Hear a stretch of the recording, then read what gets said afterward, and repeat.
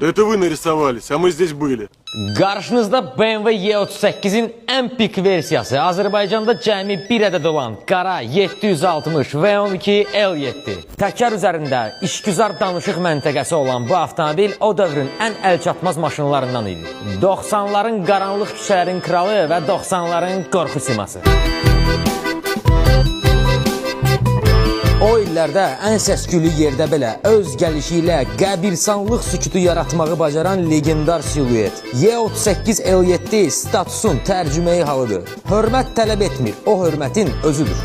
Bir çox filmlərin əsas qəhrəmanı olan BMW E38 7-ci seriyanın bir dəfəlik nöqtəsini qoyan bir avtomobil. L7 ölçünün vacib olduğunun bariz nümunəsidir.